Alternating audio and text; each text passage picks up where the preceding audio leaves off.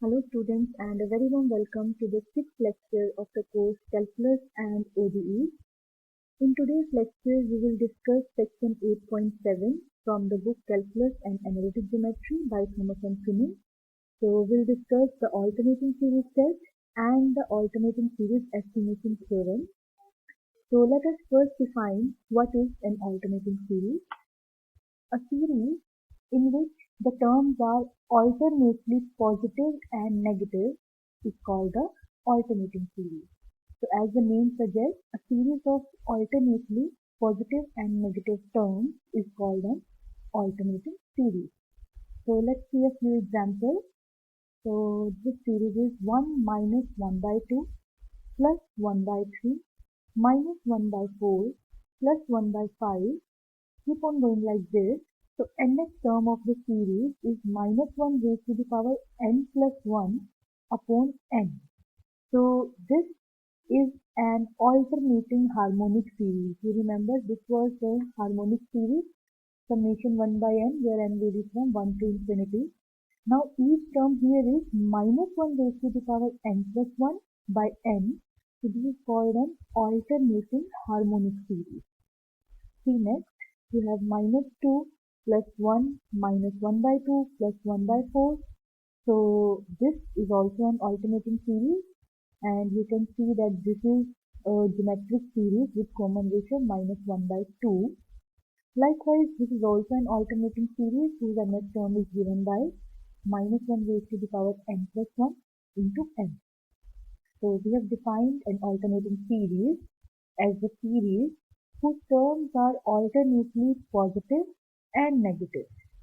Now the question is how to test the convergence of alternating series.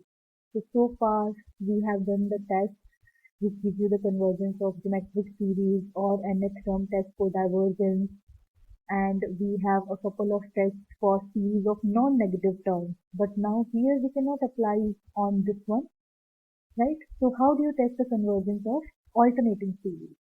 So see this very first series. This is an alternating geometric series with common ratio r is equal to minus 1 by 2, and we know this result that a geometric series converges when the absolute value of r is less than 1. So this converges. Next is the series 1 minus 2 plus 3 minus 4, and it's shown like this. Now see this one. We have this result that this series summation an converges if the nth term of the series tends to 0.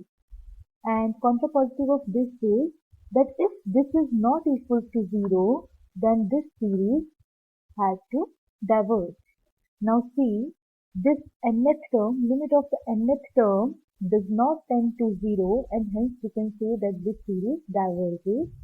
Or by nth term test of divergence, we can say limit n tending to infinity an does not exist, and hence the series diverges.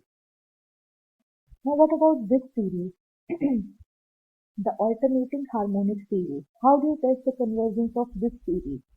We have not done any results so far which can give you the convergence of this series. So how do you test that?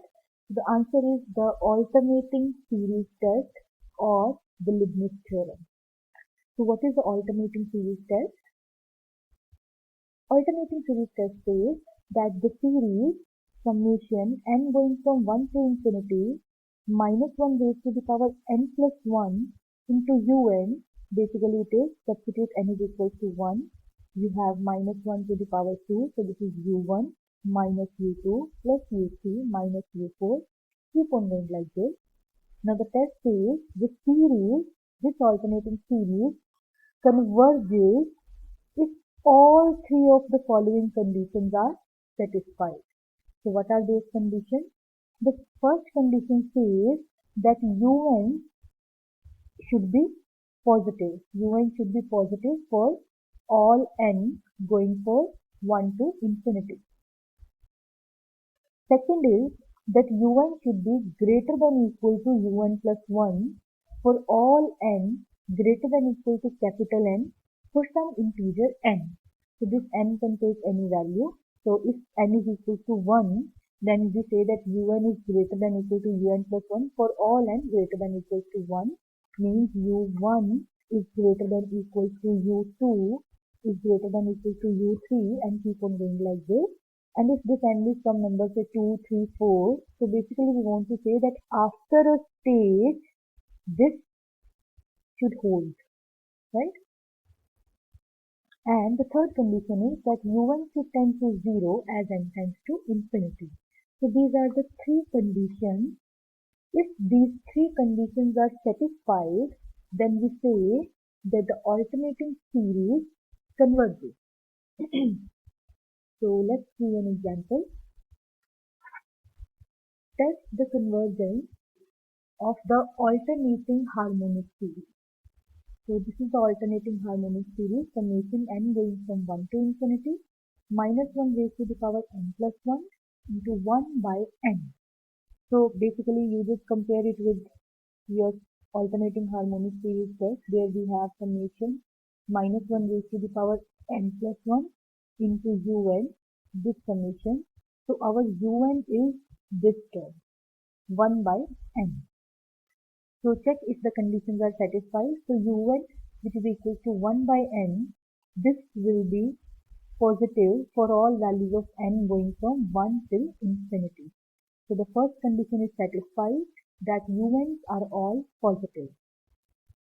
Second condition was that un should be greater than or equal to un plus 1 for all n greater than or equal to some integer capital N.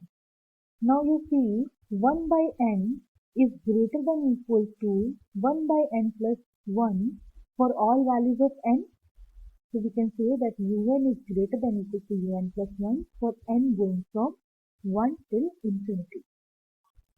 The last condition is that un should tend to 0 as n tends to infinity. So you see 1 by n tends to 0 for n tending to infinity. So we see that all the three conditions are satisfied, and hence the alternating harmonic series converges by the alternating series test or by the Leibniz theorem. Next we see the graphical interpretation of partial sum, that how an alternating series converges to its limit when all the three conditions of Leibniz theorems are satisfied. So we want to see that whether the sequence of partial sums is actually converging to the limit L of the series. So say this is your origin of the x-axis. So what will be S1?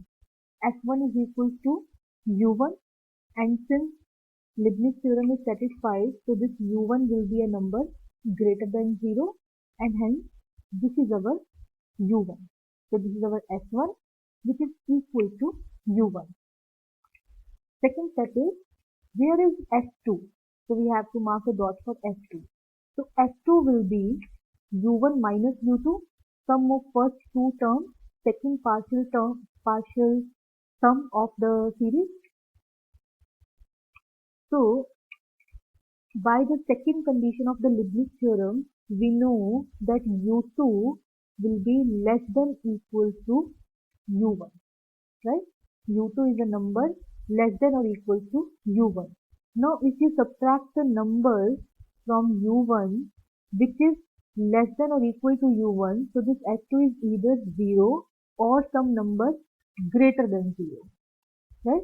So S2 will be a number greater than equal to 0. So we mark S2 somewhere over here, right? So you are going backwards. So this represents our minus of U2. So this was our S1. So you subtracted something out of this. So U1 minus of U2, and so you are back here. So this is S2. Now when you try to find S3, you will add something to this number. You will add something to S2. So if this is your S2, you will add this number U3 to S2. So you'll have this S3. And now to find S4, you will subtract U4, right? So the idea is that we will continue in this seesaw fashion, right? So we are going forward and then going backward. So one more point here to notice is that we are going forward and then coming backward, but at each forward and backward step, the step size is becoming shorter. See here, from S1 to S2 you are here, from S2 to S3 you are here, then S4 means this is decreasing. Now you are moving here and here. Why? Because un plus 1 is less than equal to un. If this is our u1, u2 is smaller than u1, u3 is even smaller, and u4 is even smaller. So as you are going back and forth, your step size is also shortening, right, as n is increasing. So you see with this example, so this is our series where the first term is 1, second term is minus 1 by 2 factorial, third term is minus plus 1 by 4 factorial, minus 1 by 6 factorial, and we keep on going like this. Now the first partial sum is 1. This is 1 unit towards right of the origin on the x-axis. Then second term is, this is minus u2, minus 0.5. So u1 minus u2 is 0.5. So this is our S1. Then S2 is 0.5. You see, we have gone back. Now when you find your S3, you add something to it. Plus 1 by 4 factorial. So this number S3 is greater than S2. Right? And then when you find S4, again you subtract something. Right? So you subtract something. So this S4 is smaller than this number. Right? So we are going back and forth.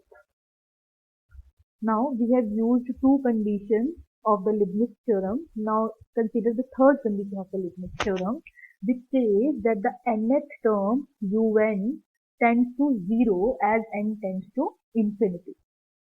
Now the size of the step we are taking is becoming smaller and smaller, that is for sure. So eventually what will happen? The amplitude of this oscillation approaches to 0. Amplitude of this oscillation, we are oscillating from here to here, here to here. So it will approaches to 0. You will just reach this number L as your n tends to infinity. Right? Now observe here that this L lies between any two successive sums. This L lies between S4 and S3. Also we can say this L lies between S2 and S3. So we can say every time this L will lies between Sn and Sn plus 1. And we could also have here Sn plus 1. And here Sn, depending upon whichever is larger and which is smaller. So we can say that this L will lie between, if this is the scenario, it will lie between Sn and Sn plus 1, see S2 and S3. Or if this is the scenario that L lies between S3, S4, here you have Sn plus 1 less than equal to L less than equal to Sn. So one of the two things is there, and the limit L, basically we say that L is going to lie between any two successive sums. Right? So what can we conclude from here? If L lies between these Sn and Sn plus 1, we can say that difference of L from Sn will be less than un plus 1. Why? Because what is Sn? Sn plus 1? Sn plus 1 is basically Sn plus un plus 1. Right? Here we could have minus also, depending upon we are at which stage of the series. So we can say what is L minus Sn? L minus Sn is less than un plus 1. Right? So whichever the case will be, L is going to lie between Sn and Sn plus 1, and L will differ from Sn by an amount less than un plus 1. So we say that mod of L minus Sn is less than un plus 1 for n greater than or equal to capital N. Let's see from this figure also. You see that L, this is L and this is L, S3. So L minus S3 is this quantity, or S3 minus L is this quantity. This is less than this number U4. Likewise, L minus S2, L minus S2 is less than U3. Okay, so we can say that L differs from Sn by an amount less than Un plus 1. So, because this is what we have observed from the figures, we have a very useful estimate of the sums of convergent alternating series. So we have the alternating series estimation theorem, which gives you an estimate on the error involved.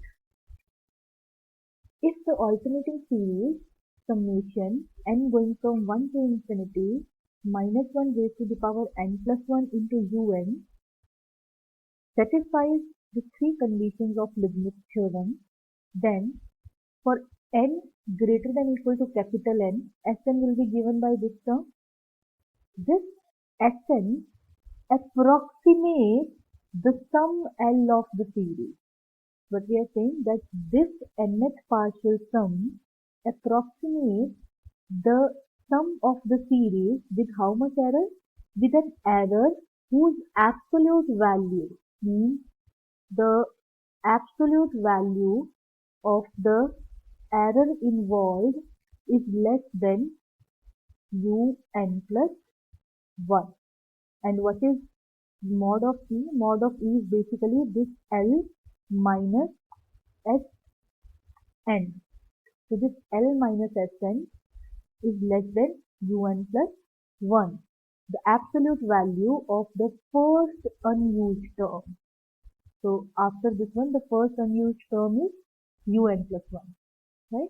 So what we have said, that if the alternating series satisfies the conditions of Leibniz theorem, then Sn, the nth partial sum, approximates the sum of the series with this much error. Furthermore, the sum L lies between any two successive partial sums, and the remainder L minus Sn has the same sign as of the first unused term. Here, so we applied mode, so we didn't bother about the sign. But L minus Sn का जो भी sign होगा, the sign of this quantity is same as that of the first unused term. That is same as the sign of un plus 1. Right? So this is the alternating series estimation theorem, and we will use this theorem to solve a couple of problems. First, we will verify this theorem with an example. So we'll try the alternating series estimation theorem on a series whose sum is already known to us, so that we can just verify whether whatever we have claimed that is happening or not.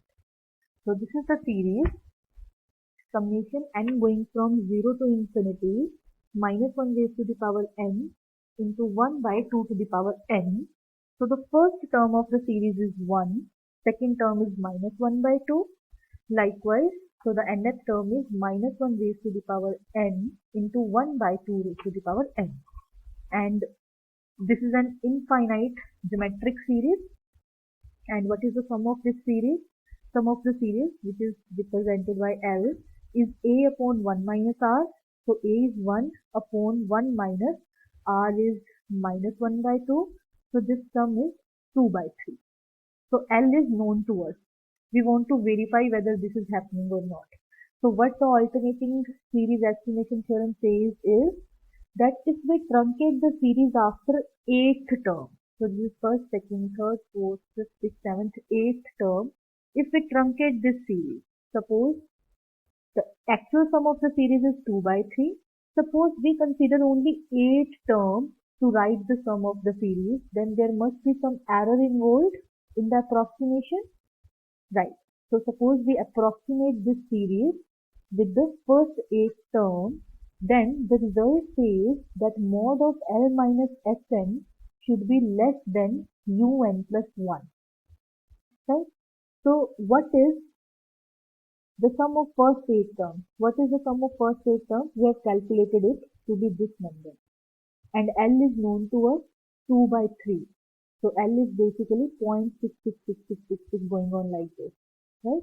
So when you subtract this number S8 from 0.6666 so on, you have this number 0.0026 and going like this. So L minus S8 is this number 0.0026. And what is U9? U9 is next unused term, this one. 1 by 256 which is 0.0039. So we can see that the difference of L from S8 is less than the next term in the series, that is 1 by 256. So this was the first outcome from this theorem, that this Sn approximate L with an error whose absolute value is less than un plus 1. This is true. Furthermore, L should lie between any two successive partial sums, right? So you see that L lies between S8 and S9. So this is our S8 and this is our S9. This also we can see that L lies between S8 and S9. And the rest part was the remainder L minus Sn will have the same sign as that of the first unused term. So the first unused term has positive sign, and you see what is L minus S8? L minus S8 is also a quantity which is greater than 0. So we can see that L minus S8 and U both are positive, right? So here we have just verified the alternating series estimation theorem. Now we'll apply that theorem to find out some error estimates. So see in this example, estimate the magnitude of the error involved in using the sum of first 4 terms to approximate the sum of the entire series. This is the series given. We are saying that we want to use only from n1 till 4, only 4 terms. Then how much error will be involved? Of course, there will be some error, right? So to apply the error estimation theorem, alternating series error estimation theorem, first you see whether you can apply that theorem or not. That you can apply if the 3 conditions of the Leibniz theorem are satisfied. So see, un is 1 by n, all positive. Un will be greater than or equal to un plus 1, and un tends to 0 as n tends to infinity. So we can apply the alternate series estimation theorem, and it says that mod of L minus Sn is less than un plus 1, and this is for all n in our case. So what will be L minus S4, because we are using only 4 terms. So we are approximating this sum with the fourth partial sum S4. So the error will be L minus S4, right? This is the error, and we want the magnitude of the error involved. So magnitude of error involved, mode of the error will be less than un plus 1, means u5. What is u5? This is our un. Un is 1 by n. So u5 is 1 by 5. So this is 0.2. So an error of magnitude 0.2 will be incurred if you use first 4 terms of the series to approximate this sum. Okay. Next example. Approximate the sum of the series with an error of magnitude less than 5 into 10 to the power minus 6. So this is the infinite series. It will have some sum, say s is the sum.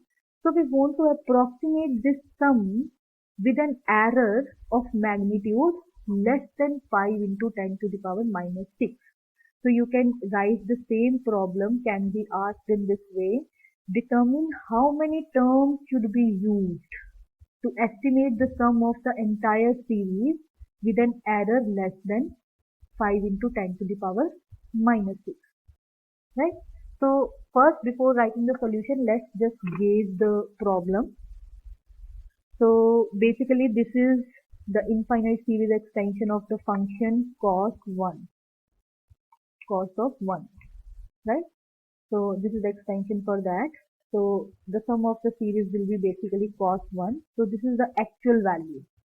However, you are not asked to find the actual value. First, we are just looking at the problem. After that, we'll write the solution. So this is the actual sum.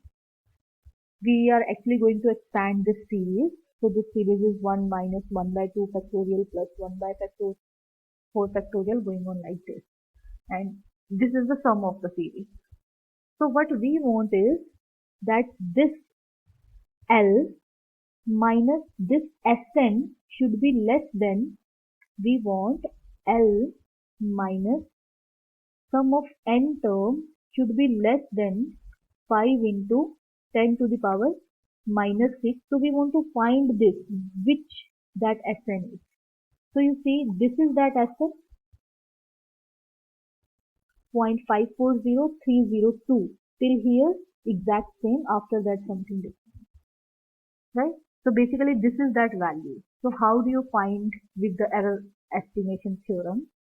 So by alternating series estimation theorem, mod of error, mod of L minus Sn is less than un plus 1. But what we want is that this quantity should be less than 5 into 10 to the power minus 6. Now basically we have to find that for which term this un plus 1 is less than this quantity, right? We have to basically find this. So we want to find the first term for which un plus 1 is less than 5 into 10 to the power minus 6, and then we are done. It means the error is less than 5 into 10 to the power minus 6, right? Now you see, for writing the solution, first you have to write that it's an alternating series. All the three conditions given in the Leibniz theorem are satisfied, and hence by alternating series estimation theorem, L minus Sn is less than un plus 1. So basically we have to find for which value of n un plus 1 is less than 5 into 10 to the power minus 6. Now what is un plus 1? Un plus 1 will be 1 by 2n plus 2 factorial. Just replace your n with n plus 1. This should be less than 5 upon 10 to the power 6, which implies 2n plus 2 should be greater than 2 into 10 to the power 5. Now when n is equal to 4, this quantity is 10 factorial, which is bigger than this number. So we say that for n is equal to 4 or greater than 4, this inequality holds, right? So we can say that if in this summation we start with n is equal to 0 and go till n is equal to 4, then we approximate the sum of the series which involves an error of magnitude less than 5 into 10 to the power minus 6, right?